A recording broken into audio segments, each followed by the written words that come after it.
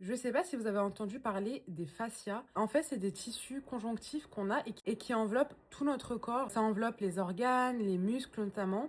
J'ai pu lire un article dessus. Je trouve qu'on n'en parle pas assez ou peut-être que je suis passée à côté. C'est hyper important d'en prendre soin. Et en fait, on en a vraiment dans tout le corps. Mais pour en prendre soin au niveau du visage, l'utilisation du gua sha est très important. En fait, quand vous ne prenez pas soin de vos fascias, ils ont tendance à se rigidifier et c'est pas bon. Et c'est ça qui fait en quelque sorte que on a des rides ou des choses comme ça.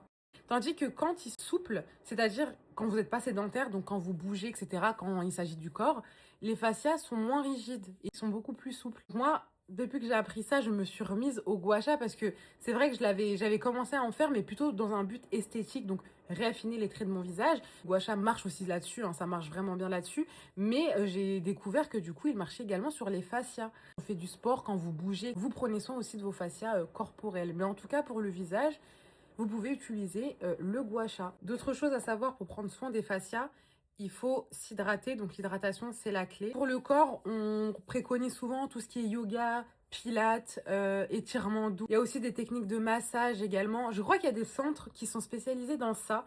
Faut se renseigner, mais à mon avis, ça doit coûter quand même un peu cher. En tout cas, ne faites jamais du gua sha sans mettre une huile au préalable sur votre visage et votre cou. La meilleure huile du monde, celle-là, je la mets vraiment.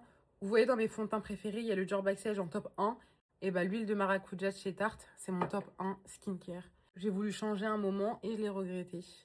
Elle est incroyable. Faut se renseigner, mais en tout cas, il y a plein de choses qui détendent les fascias et notamment la respiration. Sachez que quand vous prenez votre temps pour respirer, donc notamment, vous savez, avec la méditation, on vous dit de respirer profondément, d'expirer profondément, etc. Et ça joue à détendre les fascias. Quand vous avez les fascias qui sont rigides ou tendus, c'est là que vous avez parfois, on a des douleurs en fait musculaires, etc. Et en fait, c'est juste les fascias qui se sont rigidifiés. Ou vous voyez quand on se blesse, par exemple on a une coupure, vous voyez en général, donc on a mal ici, mais c'est toute la zone en dessous qui souffre aussi de la douleur. Vous voyez quand on appuie autour d'une blessure, on a mal, mais en fait c'est les fascias qui prennent le coup. Et les apaiser avec de la chaleur, des petits massages aussi. J'essaie de prendre super soin de mon corps, genre vraiment au maximum. Donc si je découvre des choses, bah j'aime les faire découvrir. Et vous connaissiez les fascias?